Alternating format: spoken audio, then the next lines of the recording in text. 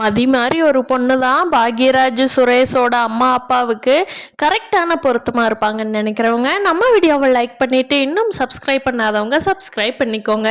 காலையில் எல்லாரும் தூங்கி எந்திரிச்ச உடனே மலர் உள்ள சமையல் பண்ணிகிட்ருக்காங்க. மதி அப்போ தான் தூங்கி எந்திரிச்சு வாக்கிங் போகிறதுக்கு ரெடி ஆகிட்டுருக்காங்க. சுரேஷும் அம்மா இன்னைக்கு எனக்கு நேரமே டியூட்டி இருக்குது அப்படின்னு சொல்லிட்டு எந்திரிச்சு வந்த அம்மா முன்னாடியே யூனிஃபார்ம்லாம் போட்டு கிளம்பிக்கிட்டு இருக்காங்க. அப்போ என்னடா இந்நேரத்துலேயே போகணுமா, என்ன போலீஸ் வேலையோ, போ நீ தான் ஊர் உலகத்தில் இல்லாத போலீஸ் வேலையாக பார்க்குற, இந்நேரத்துக்கு மேடா வர சொல்லுவாங்க, ஒரு 4-5 மணி நேரம் கூட தூங்கலை, அதுக்குள்ளே கூப்பிட்றாங்களே, எப்படா வேலை பார்க்க முடியும் அப்படிங்கிறாங்க.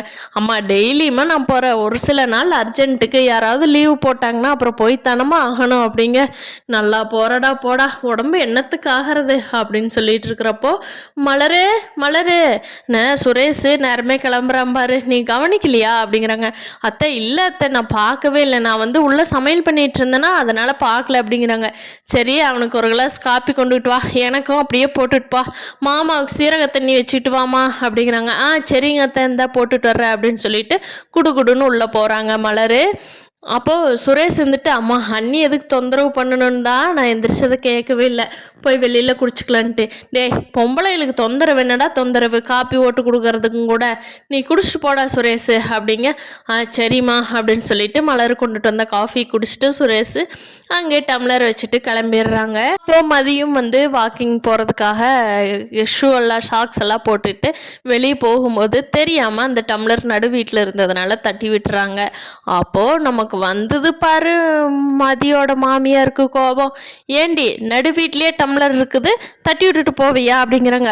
ஐயோ நான் டம்ளர் இருந்ததை பார்க்கவே இல்லை அப்படின்னு சொல்றாங்க மதி. ஓஹோ புருஷன் குடிச்ச காப்பி டம்ளர் கூட உன்னால் எடுத்து வைக்க முடியாதோ, அவ்வளோ பெரிய ஜமீன் பரம்பரையோ நீங்க அப்படிங்கிறாங்க. இங்க பாருங்க, நான் ஜமீன் பரம்பரைன்னெலாம் சொல்ல வரல, நான் டம்ளரை பார்க்கலன்னு சொல்றேன், அப்புறம் ஏன் திரும்ப திரும்ப வாக்குவாதம் பண்ணிட்டு இருக்கீங்க அப்படிங்கிறாங்க. ஏண்டி புருஷன் குடிச்ச கிளாஸை கூட உன்னால் எடுத்து வைக்க முடியாதாடி அப்படிங்கிறாங்க. ஏன் அவர் குடிச்சவர் கொண்டு போய் சிங்க்ல வைக்கணும்னு அவருக்கு தெரியாதா, நடு வீட்டில் வச்சுட்டு போனால் நான் என்ன பார்த்துட்டேவா இருக்க முடியும் எங்கெங்கே என்னென்ன இருக்குதுன்னு அப்படிங்கிறாங்க. ஏண்டி என்ன வாய் பேசுகிற நீ, உன்னையெல்லாம் உங்கள் வீட்டில் எப்படித்தான் வளர்த்தாங்களோ, நல்லா வளர்த்து வச்சுருக்குறாங்க போ உன்னைய அப்படிங்கிறாங்க. எங்கள் வீட்லையெல்லாம் என்ன நல்லா தான் வளர்த்தாங்க, நீங்கள் தான் உங்கள் பிள்ளைய சரியில்லாமல் வளர்த்து வச்சுருக்கீங்க அப்படின்னு சொல்லி மதி சொல்கிறாங்க. லக்ஷ்மி அம்மாவுக்கு பயங்கரமாக கோபம் வந்துடுது.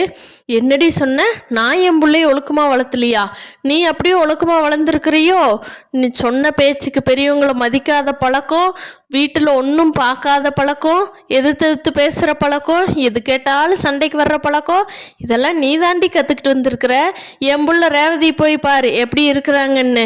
ஏன் நம்ம வீட்டுக்கு கட்டிட்டு வந்த மலர் எவ்வளோ நல்ல பிள்ளையா இருக்கிறான், அவளை நீ கெடுத்துருவேடி உன்னை சனியை, மாப்பிள்ளை சொன்னாருன்னு உன்னை கட்டிட்டு வந்துட்டேன்டி அப்படிங்கிறாங்க. மதிக்கு பயங்கரமாக கோவம் வந்துடுது. என்ன என்ன என்ன நான் எதிர்த்து பேசுனா கரெக்டாக தானே பேசுகிறேன், நான் கரெக்டாக பேசுறதுக்கு உங்களுக்கு பதில் சொல்ல தெரியல, மலரக்கா மாதிரியே நானும் அமைதியாக இருந்தேன்னா உங்களுக்கு நல்லா தான் இருக்கும், நியாயத்தை கேட்குறேன்ல, அதனால் நீங்கள் அப்படி தான் சொல்லுவீங்க அப்படிங்கிறாங்க. என்னடி எதிர்த்து பேசுகிற, வளர்ப்ப பாரு அதை பாருங்கிறாங்க. உங்கள் பிள்ளைய வளர்த்துறத விட என்ன நல்லா தான் வளர்த்திருக்கிறாங்க அப்படின்னு சொல்லி மதி சொல்கிறாங்க. அதுக்கு அந்த அம்மா ஒரே பயங்கரமான ஆக்ஷன் போட்டுட்டு அப்படியே கீழே உட்கார்ற மாதிரி உட்காந்துக்கிறாங்க. வெளியே கிளம்பி போன சுரேஷ் என்னமோ சத்தம் கேட்குதுன்னு சொல்லி உள்ளே பார்க்குறாரு. நெஞ்சை பிடிச்சிட்டு உட்காந்துருக்காங்க லக்ஷ்மி அம்மா. ராகவனும் வேகமாக உள்ளே வர்றாரு. லக்ஷ்மி என்னம்மா காலையில் சத்தம், எனக்கு வெளியில் வரைக்கும் கேட்குது, நான் வாக்கிங் போக கிளம்பிட்டேன், என்ன இந்நேரத்துக்கு சத்தம் கேட்குது அப்படின்னு சொல்லிட்டு வேகமாக ராகவனும் சுரேஷ் உள்ளே வர்றாங்க. அப்போது சுரேஷ் இங்கே பாருடா சுரேஷ், என்னை உன்னை வளர்ப்பு சரியில்லை, நான் வளர்த்துனது சரியில்லைன்னு சொல்லிட்டாடா அப்படிங்கிறாங்க. மதி இருந்துட்டு இங்கே பாருங்க, நான் அப்படி சொல்லவே இல்லை, நீங்கள் தான் என்ன ஃபஸ்ட்டு சொன்னீங்க, அதுக்கப்புறமா தான் நான் சொன்னேன் அப்படிங்கிறாங்க. சுரேஷுக்கு கோவம் வந்துடுது. என்னடி எங்கள் அம்மாவை நீ எதிர்த்து பேசுறியா, பெரியவங்களுக்கு மரியாதை கொடுக்கணும்னு உனக்கு தெரியாதா அப்படிங்கிறாரு சுரேஷ். ராகவன் இருந்துட்டு ஏமா அந்நாடு வாக்குவாதம் பண்ணினேன், ஏதோ 2-3 வாரத்தில் நின்று வச்சு, இன்னைக்கு என் பொண்டாட்டிக்கு அட்டாக்கே வந்துட மாட்டிருக்குதுமா, உங்கூட நாளுக்கு நாள் உரையாடுறது பெரிய இம்சமா.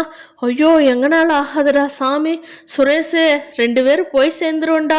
இவளை நீ வீட்டில் வச்சுக்கிட்டே இருந்தீன்னா எங்கனால ஆகாதுடா அப்படின்னு சொல்லி பயங்கரமான சீன் போடுறாங்க. அந்த அம்மா என்னமோ சொல்லக்கூடாத வார்த்தை சொன்ன மாதிரி லக்ஷ்மி அம்மாவும் சீன் போடுறாங்க.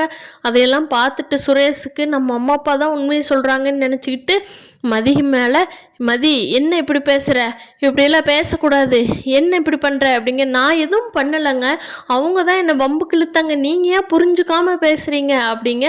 மலர் இருந்துக்கிட்டு சுரேஷ் ஒன்றும் இல்லை சுரேஷ், நீ சத்தம் போடாத, அமைதியாரு, மதி நீ உள்ளே போ அப்படின்னு சொல்கிறாங்க. மலர் வந்து அக்கா நீங்கள் பேசாமல் இருங்கக்கா, இப்படியே இவங்க கூட நீங்கள் பேசாமல் இருந்து தான் அவங்கள ஒரு வேலைக்காரி மாதிரி ட்ரீட் பண்ணுறாங்க, என்னையும் அதே மாதிரி அமைதியாக போக சொல்கிறீங்களா, நான் நியாயத்தை தானே கேட்குறேன் அப்படின்னு சொல்லி மலர்கிட்டவும் சத்தம் போடுறாங்க நம்ம மதி. மலர்க இருந்துக்கிட்டு மதி நீ கம்மன்ற மதி, சத்தம் போடாத, ஆளுக்கு பேசின குடும்பம் என்னத்துக்காகும் மதி அப்படிங்கிறாங்க. சுரேஷ் இருந்துட்டு அண்ணி அவ பேசக்கூடாது அண்ணி, இப்போ வரைக்கும் பேசுனதுக்கு அவள் மன்னிப்பு கேட்கணும் அண்ணி அப்படின்னு சொல்லவும் மதி இருந்துட்டு நான் எதுக்கு மன்னிப்பு கேட்குறேன், முதல்ல பேசுனது அவங்க எங்கிட்ட ஃபர்ஸ்ட் மன்னிப்பு கேட்கட்டும், நான் 2வது கேட்குறேன் அப்படிங்கிறாங்க மதி.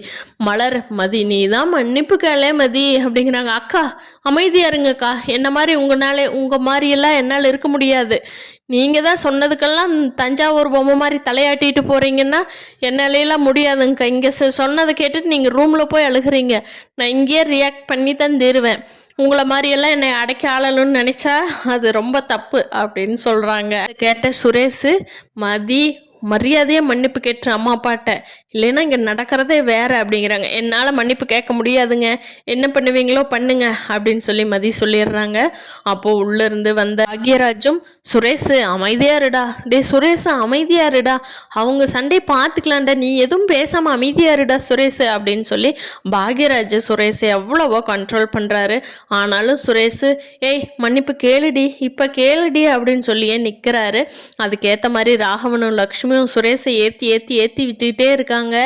இது ஏதோ ஒரு முடிவுக்கு வரணும்னு லக்ஷ்மி அம்மா முடிவு பண்ணிட்டாங்க. பாக்யராஜும் சுரேஷ் எவ்வளவோ கன்வின்ஸ் பண்ணுறாரு. மலரும் மதிய மன்னிப்பு கேட்டு மேதின்னு கெஞ்சுறாங்க. 2 பேருமே அவங்களோட பாயிண்ட்லேருந்து 2 பேருமே விலகி வரவே இல்லை. கடைசி வார்த்தையை என்னால் கேட்க முடியாதுங்கிறது கன்ஃபார்மாக சுரேஷுக்கு தெரிஞ்சதுக்கப்புறம் சுரேஷ் உன்னால் கேட்க முடியாதுல்ல, கிளம்புடி, இந்த வீட்டை விட்டு வெளியே போடி அப்படிங்கிறாங்க. பாக்யராஜ் வந்துட்டு சுரேஷ் என்ன வார்த்தைடா சொல்கிற, பேசாமல் இருடா அப்படிங்கிறாங்க. அண்ணே நீ கம்முன்றுண்ணே, உனக்கு ஒன்றும் தெரியாது அப்படின்னு சொல்லிட்டு போடி, இங்கேருந்து வெளியே போடி, எங்கள் அம்மா அப்பாவுக்கு அடங்காத மருமக, இந்த வீட்டுக்கே வேண்டாம், கிளம்பி போடி அப்படிங்கிறாங்க. மலர் இருந்துக்கிட்டு மதி போகாத மதி, ஒரு சாரி தானே மதி, கேட்டுட்டு இங்கிரு மதி அப்படிங்கிறாங்க. அக்கா இந்த மானம் கெட்ட போய் சாரி கேட்டுட்டு என்னால் இந்த வீட்டில் இருக்கணும்னு அவசியம் இல்லைங்க்கா, நான் போயிட்டே இருக்கிறேன் அப்படின்னு சொல்லிட்டு வேகமாக மதி வந்து பயங்கரமாக இந்த வீட்டை விட்டு வெளியே வர்றதுக்கு ஒரு வீரநடை போட்டு வர்றாங்க.